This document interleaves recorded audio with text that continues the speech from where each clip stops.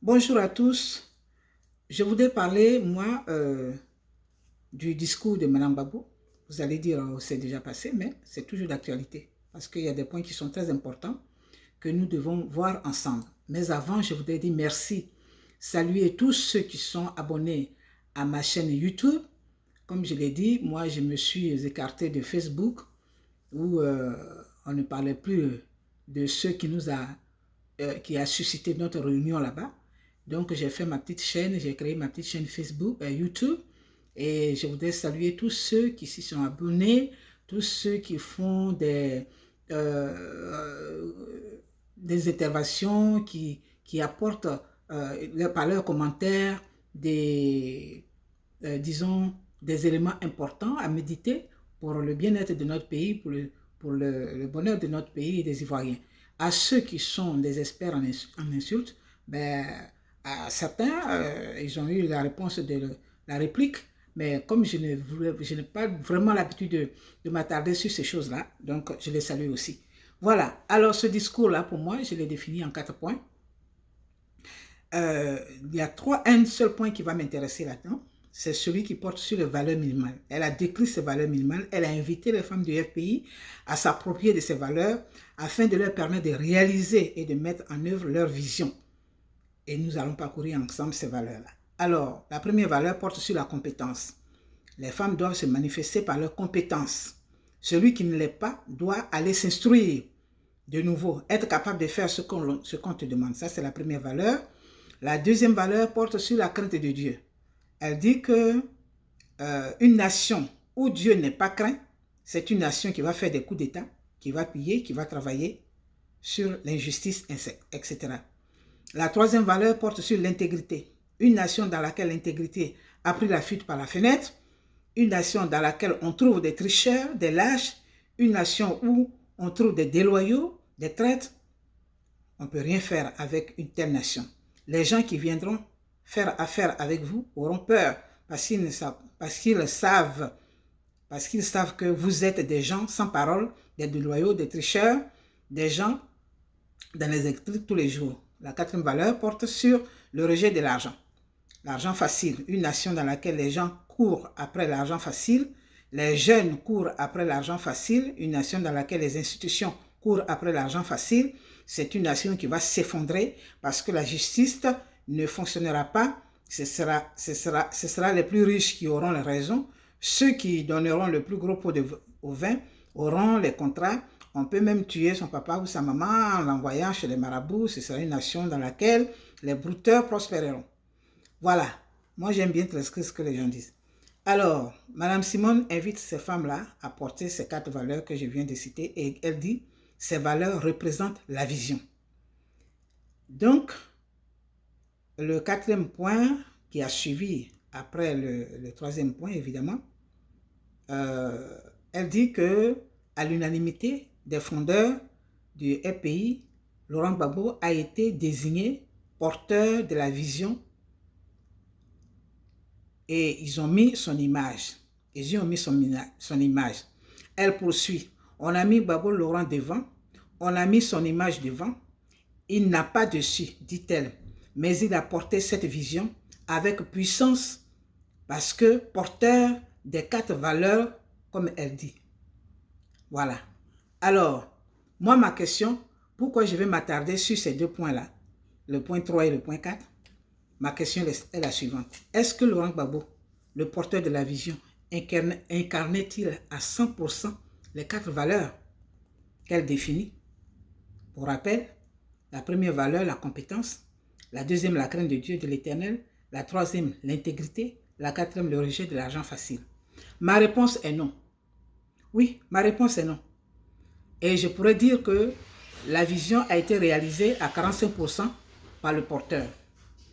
Cependant, Laurent Gbagbo nous a convaincus par son courage.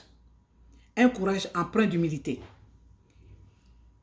Laurent Gbagbo était l'opposant du pouvoir, du grand baobab, Félix Houphouët-Boigny, comme nos artistes le chantaient. Mais Laurent Gbagbo n'était pas opposé à la personne de Félix Houphouët-Boigny avant l'avènement du multipartisme. Car ce n'est qu'après que le FPI a traité Houphouët-Boigny de voleur. Donc, il nous a convaincus aussi par son rejet du gain facile. Il nous a convaincus par son discours social. Il nous a convaincus par son amour pour notre pays et son peuple. Tous les sacrifices et les humiliations encourues pour la Côte d'Ivoire et les Ivoiriens. Personne ne peut les oublier. Il nous a convaincus par sa simplicité. C'est pourquoi je revendique comme si j'étais militant de RPI alors que je ne le suis pas. Mais je revendique et je crie corps et âme à son retour au pays.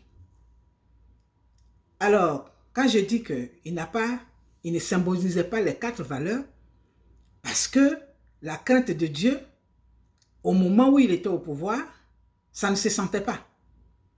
Voilà, ça ne se sentait pas, sinon il n'aurait pas enfreint à la règle de Dieu pour aller se marier à une femme qui n'est pas chrétienne. La Bible dit, ne vous mariez pas aux femmes étrangères. Donc la crainte de Dieu, au moment où il était au pouvoir, n'y était pas. Ça, il faut le dire. L'intégrité. L'une des valeurs qu'elle a citées, l'intégrité, qui était la 3e valeur d'ailleurs. Cette intégrité, est-ce que Laurent Gbagbo l'incarnait en totalité? Je dirais non aussi. Parce que s'il avait été intègre, il n'aurait pas enfreint à la Constitution. Il allait se conformer à ce que disait la Constitution quant au candidat à la présidentielle. S'il avait été intègre, il n'aurait pas aussi piétiné les accords de Ouaga qui disaient qu'il fallait le désarmement avant de passer aux élections. Donc, tout ça, ça mérite qu'on en parle. Oui, ça mérite qu'on en parle. Et c'est pour cela que j'ai dit qu'il ne symbolisait pas à 100% ces valeurs-là.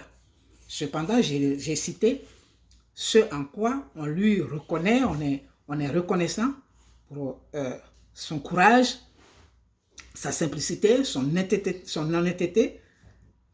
Quant à l'argent, parce qu'on se souvient, quand il était même en exil, le président Houphouët-Boigny avait mis de l'argent sur son compte, il a refusé. Il s'est sacrifié, il a accepté de vivre une vie difficile et il a même sacrifié les siens, il a sacrifié sa famille. Hein? Son père il ne vivait pas une vie rose. C'est quand il est devenu président qu'il a dû profiter un peu juste avant sa mort. Donc, c'est pour ça que je suis revenu sur ce discours-là, pour dire que c'est un discours qui révèle. Et c'est un discours auquel qu'on doit méditer. Voilà. Alors, mais qu'est-ce qui s'est passé? On reconnaît tous que Laurent Gbagbo était entouré des gens qui n'incarnaient aucune de ses valeurs. On ne peut pas gouverner seul. Il avait une équipe, mais plusieurs des membres de cette équipe-là ne répondaient pas vraiment aux critères que Mme Gbagbo a énumérés. C'est-à-dire les 4 valeurs qui fondent la vision du RPI. Donc la vision du RPI n'était pas en totalité suivie par celui qu'ils ont mis à la tête, parce qu'il y a 2 valeurs qu'il n'a pas respectées. Et c'est ça qui nous a amenés aujourd'hui où nous sommes. On peut dire que le président Laurent Gbagbo et son entourage nous a montré ce qu'on appelle une image d'un grand miroir qui montre que nous faisons subir aux uns l'injustice que les autres nous font subir. Ce faisant, nous justifions l'injustice injustifiable, ce qui nous condamne et nous disqualifie finalement. Oui, on décrit l'injustice. On décrit l'injustice, mais on aime cette injustice-là. On se l'approprie quand ça nous arrange. Eh bien, ça disqualifie. Voilà où nous en sommes aujourd'hui. Voilà. Donc, ça, c'était le premier point. Mme Gbagbo a poursuivi pour dire qu'il fallait que l'OFPI revendique le retour de Laurent Gbagbo, ce qui est juste, ce que nous n'avons cessé de faire depuis 2011. Et elle dit, parlant du combat, elle dit, Nous devons mettre Gbagbo Laurent, c'est comme ça qu'il l'appelle, Gbagbo Laurent au centre de toutes nos revendications. Et elle précise, je ne dis pas qu'il doit être l'unique objet de nos revendications. Laurent Gbagbo n'est pas l'unique objet de notre revendication, de nos revendications. Laurent Gbagbo est, qu'est-ce qu'elle a dit? Ouais, elle dit, celui qui veut dire que Laurent Gbagbo est l'unique objet de nos revendications, répondez-lui arrière de moi, Satan. Et elle poursuit pour dire, Laurent Gbagbo est au centre de nos revendications. Il est au centre parce qu'il est la tête. Il est la tête qui symbolise leur vision. Il est la tête qui symbolise la vision. Mais il n'est pas la vision. Et c'est ça qui a créé beaucoup de choses. Sorry, c'est ça qui a créé toute cette confusion, toute cette alerte, tous ces dérangements, toutes ces injures qui n'avaient même pas lieu d'être. Toutes ces injures qui n'avaient pas lieu d'être. Voilà. Quand on dit que quelqu'un est au centre, mais il n'est pas la vision, c'est clair. Mais ceci a été très décevant. Ça a été révélateur pour certaines personnes qui se voyaient déjà dans la vision de la Côte d'Ivoire nouvelle avec Laurent Gbagbo, rentrée de la haie, qui reprend son pouvoir. Alors il y en a qui se voyaient première dame, il y en a qui se voyaient premier ministre et qui faisaient la pluie, le beau temps, leur entourage, en racontant n'importe quoi. Oui, le président Gbagbo va sortir, il va me nommer premier ministre, alors je vais vous nommer, etc. Et les gens rêvaient debout. C'est ça qui a suscité toutes ces sorties sales qu'on a entendues. Mais il fallait s'y attendre. Parce que justement, ces gens qui entourent le président Laurent Gbagbo, ce sont ceux-là qui pondent les messages, ce sont eux-là qui font, disons, qui dirigent le RPI aujourd'hui. Le RPI qui est composé d'intellectuels, le RPI qui est composé de gens qui ont des niveaux universitaires. Le RPI de Laurent Gbagbo que nous connaissons, aujourd'hui, ce n'est pas ce RPI-là que nous voyons sur la toile. Ce n'est pas ce RPI-là ce ne sont pas les membres de ce pays-là qui l'entourent. Hein? Quand je disais que c'était l'entourage de Laurent Gbagbo qui était le problème, personne ne m'a écouté, alors j'ai reçu des boulets partout. Mais qu'est-ce qu'on a vécu? Heureusement, Annie Kielé, que je salue, nous a apporté maintenant la vérité. Elle nous a apporté la vérité et elle a bien dit, elle a bien défini le rôle que jouent ces personnes-là. Malheureusement, elle ne l'a pas fait à son temps. Et c'est ce que je déplore. C'est ce que je déplore. Je le dis en toute fraternité. Parce qu'il y a un adage BT qui dit chez nous, le singe dit à cause de sa petite sœur, Rachel Crasso, que j'aime beaucoup, qui me respecte beaucoup, qui m'aime aussi, je pense. À cause d'elle, je n'en dirai pas beaucoup. Parce que quand elle dit, parce qu'on a touché à son mariage, alors elle sort maintenant, je dis que je trouve ça pas correct. Elle aurait dû, puisque ce sont les proches de Laurent Gbagbo, elle aurait dû le dire au moment où ça chauffait. Afin N'Guessan a été traité par-ci, par-là. Il a été secoué de partout. Et moi qui ne suis pas militant de pays, depuis le départ, parce que ce homme-là, je l'ai étudié depuis, je l'ai observé. Quand il a fait obtenir le multiparti, je l'ai observé et j'ai vu que c'était quelqu'un de simple. Laurent Gbagbo est quelqu'un de simple. Il est quelqu'un de bien. Il n'est pas capable de faire du mal à une mouche. Comment on pouvait lui prêter des actions, comment on pouvait lui prêter certaines actions, certains propos, ça me dépassait. Donc, pour moi, je n'avais pas besoin d'être membre de leur parti pour comprendre que ce n'était pas, ça ne venait pas de lui, que c'était l'entourage. Mais ce qu'elle, elle a confirmé. Elle qui était avec eux depuis, elle a confirmé. Donc, vraiment, ma soeur, tu aurais dû sortir plus tôt. Mais, c'est normal. Ton foyer est ton foyer. Il faut protéger son foyer. Et là, tu es sorti parce que ton mariage a été touché et personne ne peut permettre qu'on s'amuse avec son foyer. Bon, voilà, ça aussi c'est une leçon pour nous autres, voilà, qui n'avons pas écouté, qui n'avons pas choisi ce côté-là. Nous avons choisi la nation, voilà, nous avons choisi de mener la lutte contre l'injustice. Nous avons choisi de défendre la justice, la constitution. Bon, tant pis pour ce qui est arrivé, c'est pas grave. Dieu nous permettra de pouvoir recadrer les choses. Ça, c'est pas ce qui est important. Donc, le discours de Mme Gbagbo est très révélateur. Dans ce discours et dans les valeurs qu'elle a citées, nous voyons que le FPI, avec leur leader, celui qu'ils ont mis à la tête, n'a pas respecté ces valeurs. Et c'est pour ça que nous sommes là. Il n'a pas respecté en totalité les 4 valeurs. Il n'était pas intègre et il n'avait pas la crainte de Dieu. Peut-être depuis qu'il est en prison, bon, il a dû se rapprocher parce que la prison qui est comme un désert, c'est dans le désert qu'on cherche, qu'on réfléchit. Donc peut-être que maintenant, il est beaucoup plus, il doit être certainement beaucoup plus proche de Dieu, mais je pense que c'est parce qu'il est qu'à la surprise de tout le monde, un matin on nous dit il est acquitté libre sans accusations, voilà, qu'il était innocent. Bon, donc voilà ce que je voulais relever dans ce discours de Mme Gbagbo.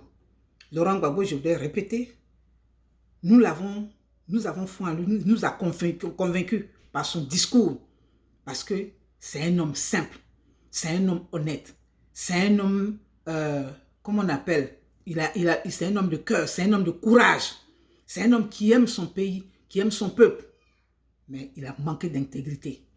Et c'est peut-être que c'est le fait, son amour, qui a dépassé, qui ne lui a pas permis d'être intègre en tant que chef d'État, en tant qu'autorité. Voilà, son amour a dominé son autorité et les choses se sont passées comme elles se sont passées. Il n'a pas respecté la Constitution, il n'a pas suivi même les accords de Ouagadougou qui disaient qu'il fallait d'abord le désarmement et il disait non, laissez-nous, c'est notre affaire. Il s'est laissé convaincre par certaines, encore l'entourage qui était là, qui disait oh oui, on peut le faire. Bon, ça s'est passé. Donc voilà.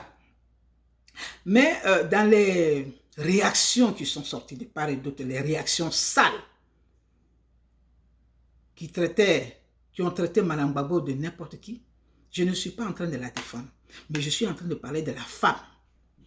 De la femme, ça aurait été une autre femme, je l'aurais fait.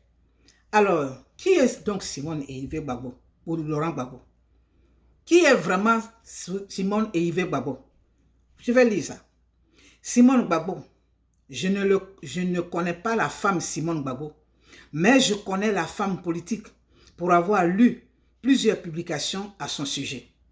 De 1998 à 2000, alors rédacteur en chef de l'hebdomadaire Agora, quand je faisais les interviews de Laurent Gbagbo, Simone Gbagbo était celle qui réalisait les textes avant publication.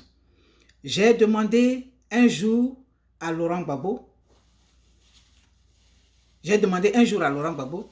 en ces termes, qui était Simone Gbagbo pour lui?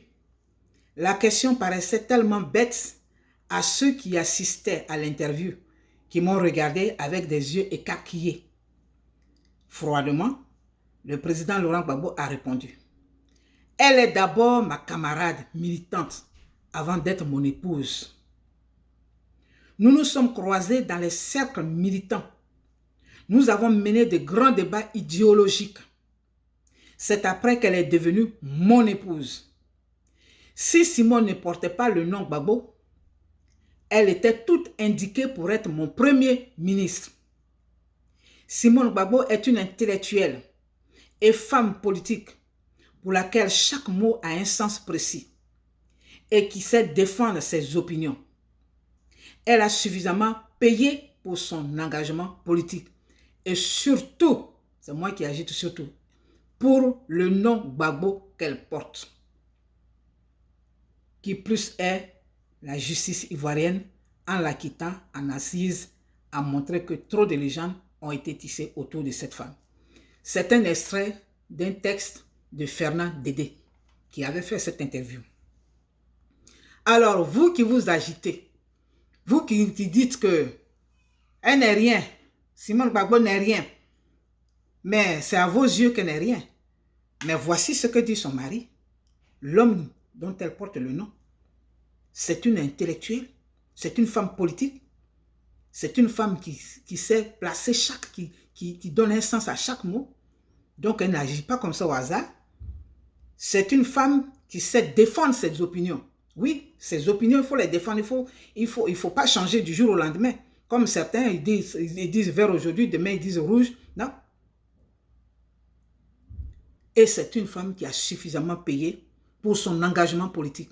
Quelle femme en Côte d'Ivoire, à quelle femme en Côte d'Ivoire on pourrait comparer à Simone Gbagbo? Laquelle? À part les Marie Corée. Aucune.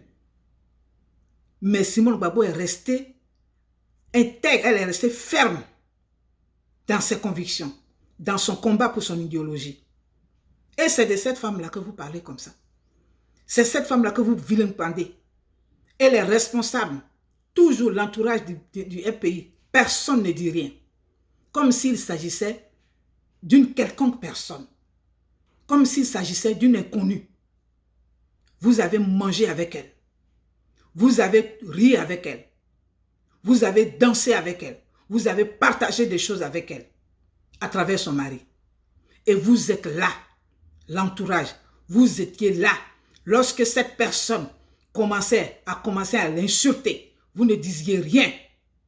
Jusqu'à ce qu'elle descende maintenant jusqu'au bas de sa culotte. Jusqu'à toucher sa famille. Mais cette-là n'est pas responsable. Parce qu'elle est venue au pays, d'après elle, en 1995. D'où elle tient toutes ces informations. D'où elle tient toutes ces informations. Et c'est ce qui m'amène toujours à dire que l'entourage de Laurent Gbagbo était nuisible. Et continue d'être nuisible pour lui. À force de sortir, à force de dire n'importe quoi, vous avez maintenu le monsieur en prison. Aujourd'hui, il est en otage. Et Simone a raison de dire que c'est un otage. Parce que l'aspect justice est terminé. L'aspect judiciaire est fini. Il est acquitté. Il est non coupable. Il est libre. Mais qu'est-ce qu'il fait? Qu'est-ce qu'il fait à La Haye? Qu'est-ce qu'il fait en Belgique? Et on nous parle, il est sa seconde épouse. Écoutez. Écoutez avec vos oreilles. Avec l'intelligence. N'écoutons pas avec l'émotion. Ok? Si Laurent Gbagbo n'a pas sa place là-bas, il est acquitté, il doit rentrer dans son pays. Maintenant, le président de la République dit de ne pas rentrer, il écrit une lettre. Mais avant, il y a une personne qui aussi n'est pas intéressée qu'il rentre. Il faut qu'on... C'est des choses, ce sont des dossiers, ce sont des sujets, c'est des situations que les militants, les responsables du RPI, ceux qui se disent responsables, Gola, devraient prendre à bras le corps pour mener des actions politiques pour que Laurent Gbagbo rentre dans son pays. Non, mais ils se font manipuler à cause de l'argent. C'est vous les responsables. C'est vous qui avez amené Laurent Gbagbo là-bas. C'est vous qui avez fait qu'il a failli à son intégrité. Parce que quelqu'un, si vous étiez à sa place lorsqu'il était revenu de l'asile et qu'on lui proposait, on avait mis l'argent sur son compte, qu'il a refusé, vous n'auriez pas refusé. Vous n'auriez pas refusé. Oui. C'est vous qui l'avez dérouté de son intégrité. C'est vous qui lui avez enlevé son intégrité. Parce qu'il aimait tellement son pays, il voulait tellement le bien. Et vous l'avez conduit tout droit dans le mur. Alors, aujourd'hui, il est aussi déclaré qu'il ne peut pas être candidat. Il ne peut pas être candidat. J'aurais pu dire, c'est bien fait pour vous. Parce que ceux, les prétendus futurs premiers ministres et les futures premières dames, mais la vie ne se passe pas comme ça. C'est pour cela que nous disons que cette femme-là, elle a un rôle, elle joue un rôle dans le maintien de Laurent Gbagbo en Belgique. Elle joue un rôle. On aurait pu, tel qu'elle le promenait, on aurait pu l'abattre. On aurait pu l'abattre. Et qui allait perdre? C'est vous les gars là. C'est pas seulement vous, c'est toute la Côte d'Ivoire et toute l'Afrique. Parce que l'Afrique se réfère aujourd'hui en Laurent Gbagbo, un homme courageux. Et lui, il a eu Dieu avec lui. C'est pour cela qu'il n'a pas été tué. Donc, il fallait que je revienne sur ça.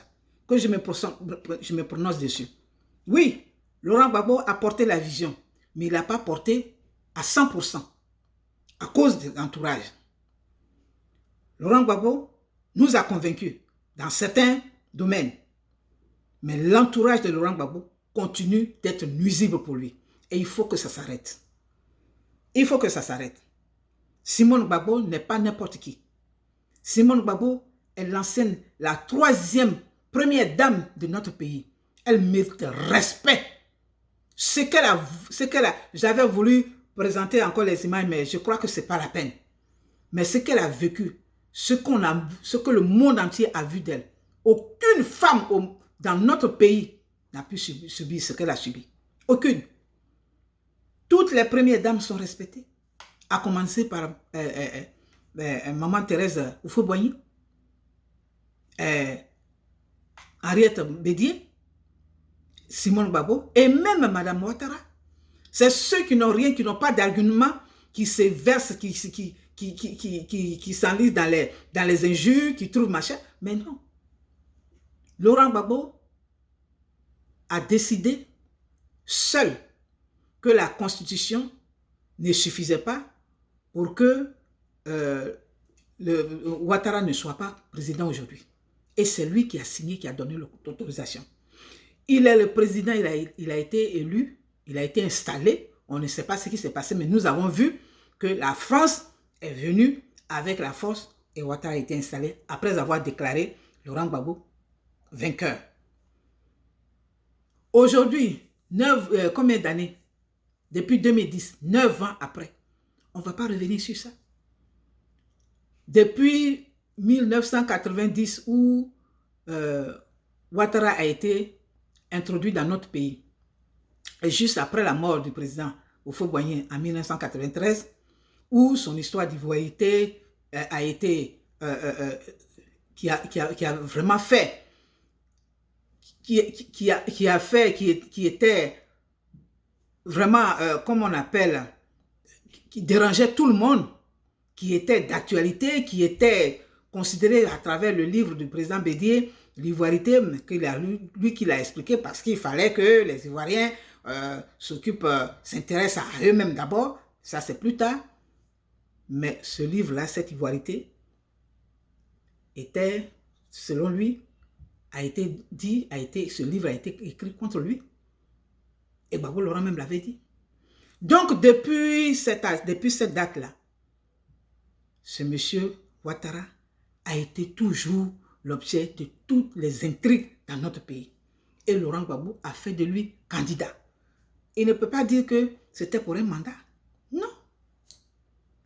Non. Il est resté, ça fait deuxième mandat. Donc, le problème il n'est pas ivoirien là. Qu'on laisse tomber ça. Oublions cet aspect-là. Oublions cet aspect.